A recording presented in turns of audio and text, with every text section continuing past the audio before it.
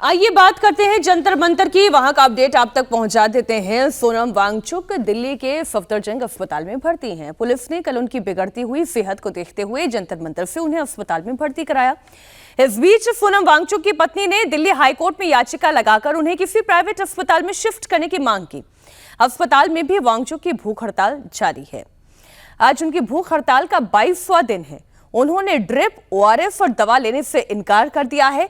जंतर मंतर पर कॉकरोच जनता पार्टी का प्रदर्शन जारी है। कल संसद भवन तक मार्च की तैयारी है, लेकिन दिल्ली पुलिस ने परमिशन देने से इनकार कर दिया है। तो सोनम वांगचुक जो कल ही अस्पताल ले जाए गए थे और कल ही ये तो समझ में आ रहा था, जैसा उनकी पत्नी इशारा कर रही थी गीतांजलि हर्षवर्धन जी, वो कह रही थी कि जब तक हमारी परमिशन नहीं होगी तब तक ना वेन्स के सहारे फोर्स फीडिंग किसी भी स्थिति में नहीं होगी। अब उनका अनशन अस्पताल में भी जारी है। फिलहाल दवाएं भी वो नहीं ले रहे हैं। नहीं, देखिए, मुझे लगता है कि ये तरीका ठीक नहीं है। और कई बार लोग कहते हैं कि लोकतंत्र में अहिंसा, शांतिपूर्ण इस तरह के आंदोलन में अनशन उसका एक चरम है। लेकिन मुझे लगता है कि अगर शुरुआत ही इसी से की जाए तो ये तो मतलब इसको देखेंगे कैसे। सोनम वांगचुक अचानक एक कॉकरोच जनता पार्टी के बैनर पर बैठ जाते हैं, जो बड़ा दुर्भाग्यपूर्ण है। कॉकरोच जनता पार्टी जैसा कुछ इस देश में किसी भी तरह से हो, देश के नौजवानों का मजाक बने, देश के लोकतंत्र का मजाक बने, किसी भी इस देश की क्षमता का, जो इसकी स्ट्रेंथ है, उसका मजाक बने, ये तो कतई उचित नहीं। लेकिन ठीक है, अधिकार सबका है धरना प्रदर्शन का। लेकिन जब सोनम वांगचुक ये कहते हैं तो उच्च न्यायालय की ही तो टिप्पणी कह लीजिए, ऑब्जर्वेशन कह लीजिए, निर्णय कह लीजिए। उन्होंने क्या कहा? उन्होंने कहा कि भाई इनका आपको ख्याल रखना है, गलती से भी इनकी सेहत खराब नहीं होनी चाहिए जिस स्थिति में जा रहे हैं, और अगर ध्यान रखना है तो और क्या तरीका होगा। कोई आदमी कह रहा है कि नहीं हम तो मरने को तैयार बैठे हुए हैं, तो क्या यह आत्महत्या जैसा नहीं है? क्योंकि आप धरना प्रदर्शन शांतिपूर्ण तरीके से सरकार के सामने मुद्दे रखना और आत्महत्या की स्थिति में पहुंच जाना, क्या किसी को आत्महत्या की इजाजत दी जा सकती है? वो नहीं दी जा सकती, लेकिन सरकार बात तो कर सकती है, संवाद तो हो सकता है। नहीं, दो चीजें हैं। सरकार बात किससे और क्या कर सकती है?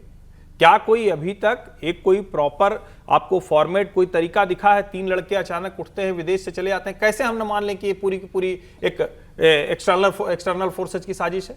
कैसे हम मान लें जो लड़का विदेश में पढ़ रहा था अचानक को आता है, कह रहा है मैं आ रहा हूं, मेरे लिए आ जाओ, मैं करता हुआ चला आता है। जिस लड़के को ये तक सहूर नहीं कि क्या बात करनी, किससे बात करनी, आप उसके भाषण देखिए, आप उसकी वीडियो देखिए। वो तीनों जो लड़के हैं वो पूरे के पूरे समाज में विद्वेष के अलावा और कोई काम उन्होंने किया नहीं।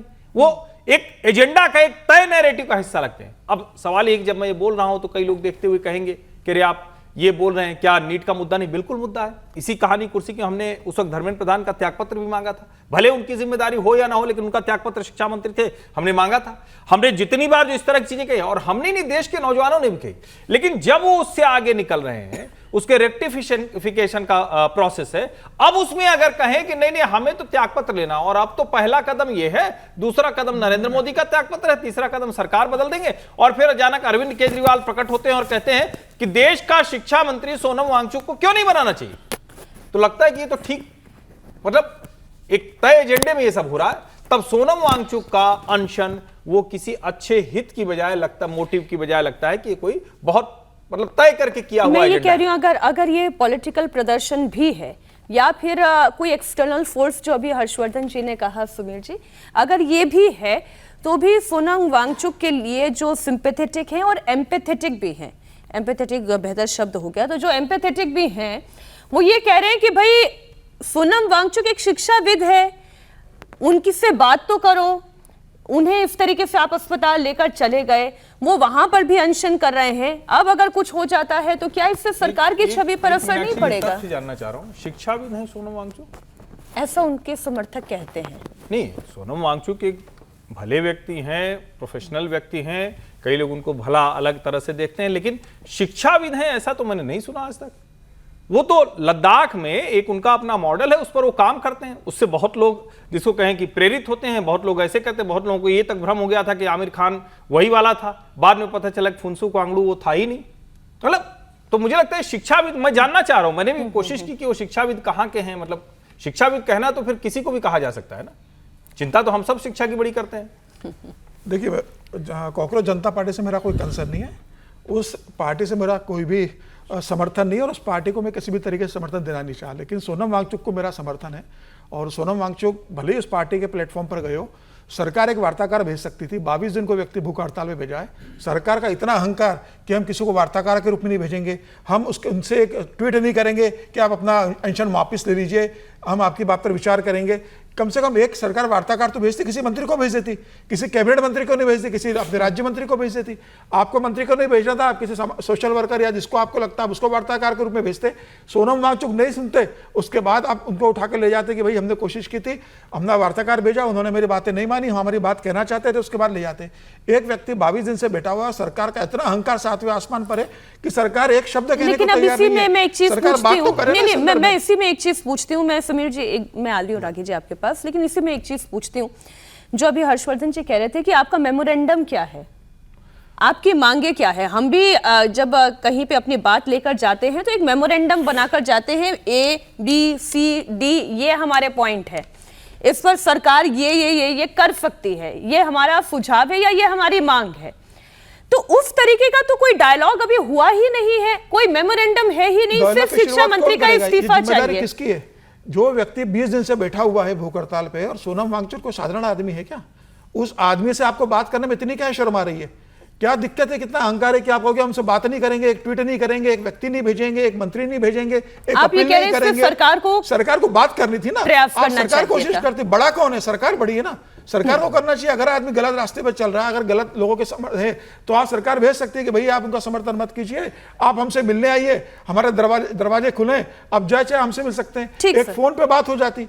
कोई सरकार कदम तो उठाती, उसके बाद अगर सोनम वांगचुक नहीं मानता, आप उठा ओनरशिप किसकी ज्यादा है, किसे ओन करना चाहिए? देखिए, सोनम वांगचुक खुद भी अहंकारी व्यक्ति है और मजेदार बात है कि 2023 में सोनम वांगचुक धर्मेंद्र प्रधान से बात कर और बड़ी भूरी प्रशंसा, एक फोटो तो मैंने भी देखी, बड़ी भूरी प्रशंसा किया कि आप बहुत ही जो है वो लिबरल हैं, बहुत ही उदार हैं और जो न्यू एजुकेशन पॉलिसी है हमको पूरा आपका समर्थन प्राप्त है, हम आपको पूरा समर्थन देंगे। ठीक है, अब क्या इसके बीच में घटित हो गया? उनके एनजीओ का लाइसेंस खत्म किया गया, क्या किया गया, क्यों सरकार से भड़के हुए हैं? आप जरा मुझे बताइए, यदि ये बात होती कि भाई निफ्ट की परीक्षा में जो घपला है उस पर ये सुझाव है, इन सुझावों को आप मानिए और नहीं मानते हैं तो हम भूख हड़ताल पर बैठेंगे, तो बात समझ में आती है। जैसे कोई कॉन्क्रीट बोल रहे, अन्ना हजारे का आंदोलन हुआ, तो अन्ना हजारे का आंदोलन में था कि आप लोकपाल लाइए, ये लाइए, ये लाइए, ये लाइए, तो ये भ्रष्टाचार निवारण के लिए इन उपाय पर आप कानून लेकर के आइए, इसलिए हम भूख हड़ताल पर बैठे हुए हैं। इनका क्या है? इनका है कि आप धर्मेंद्र प्रधान को आप इस्तीफा देना चाहिए। और मैं बार बार कहता हूँ, पॉलिटिकल एग्जीक्यूटिव और परमानेंट एग्जीक्यूटिव, इसके बीच में मैं हमेशा अंतर करता हूँ। पॉलिटिकल एग्जीक्यूटिव हर समय रिजाइनेशन देने के लिए नहीं बना हुआ है। ये ठीक है, लोग शास्त्री जी का उदाहरण देते हैं कि रेल में दुर्घटना हो गई, लेकिन 150 लीक हो गए पेपर, उसके बाद भी रेजिग्नेशन ना मांगा जाए। 150 लीक सारे धर्मेंद्र प्रधान के नहीं हुए हैं, इस देश के अन्य हिस्सों में भी हुए हैं, उत्तर प्रदेश में हुए हैं, जो है वो नहीं, ये बात भी जानी चाहिए, इसलिए प्रश्न भी है। मैं इसलिए मैंने आपको उत्तर दिया कि राजस्थान के अंदर भी हुए हैं, उत्तर प्रदेश के अंदर भी हुए हैं, हिमाचल के अंदर भी हुए हैं, बिहार के अंदर भी हुए हैं, सब जगह हुए हैं। ठीक है कि नहीं? अब उन सारे जगहों के लिए जो है वो धर्मेंद्र प्रधान को जिम्मेदार नहीं ठहराया जा सकता है। मौलिक बात यह है कि शिक्षा के अंदर जो है वो उसको इतना इंसुलेट करना है कि ये चीज़ें ना हो, और सरकार ने इस दिशा में बहुत सख्त कदम उठाए। सरकार ने संसद में एक कानून लेकर के आया कि यदि ये सब चीज़ें होती गई तो उसके बहुत कठोर दंड देने का प्रावधान लेकर के आया। इससे पहले नहीं था।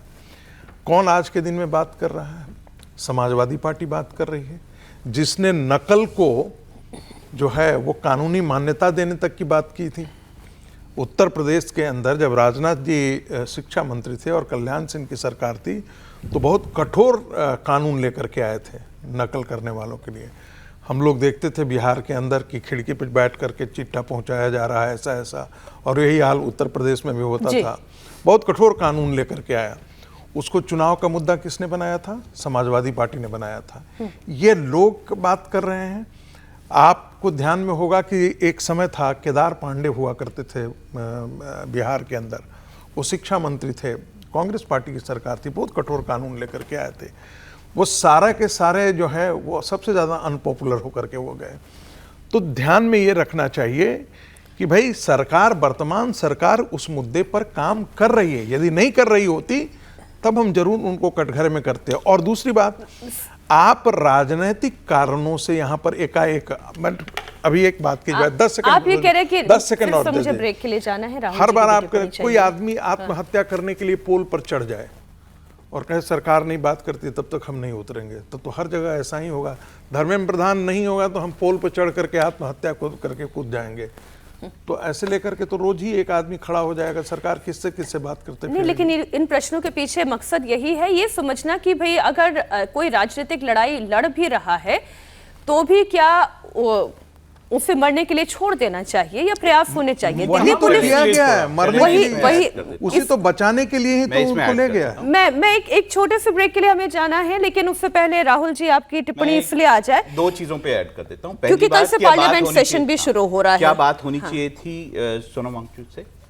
क्या अन्ना हजारे को लेकर खुद प्रणब मुखर्जी, विलासराव देशमुख ने बात नहीं की थी ना, कमेटी बना के बात की थी।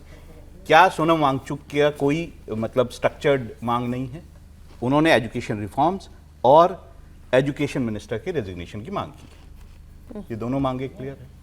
क्या धर्मेंद्र प्रधान की कोई जिम्मेदारी नहीं है? अगर एजुकेशन मिनिस्टर की कोई जिम्मेदारी नहीं है तो एजुकेशन मिनिस्टर की जरूरत क्या है? उसको दे दीजिए, प्रधानमंत्री कार्यालय में चला लेंगे ब्यूरोक्रेट्स। तो फिर देखिए, अगर यही बातें करनी, दूसरा कल प्रदर्शन हो पाएगा सर या नहीं हो पाएगा? मैं तो ये जानना चाह रही हूँ, क्योंकि पार्लियामेंट जब सेशन में होगा तब ऐसे किसी प्रदर्शन की इजाजत नहीं है, तो फिर क्या होगा? देखिए, सरकार जो है वो इस तरह के किसी, अगर संसद मार्च की बात करें तो नेचुरली पार्लियामेंट सेशन है, सरकार अलाउ नहीं करेगी, नहीं नेचुरली अलाउ नहीं करेगी इस तरह की चीजों को।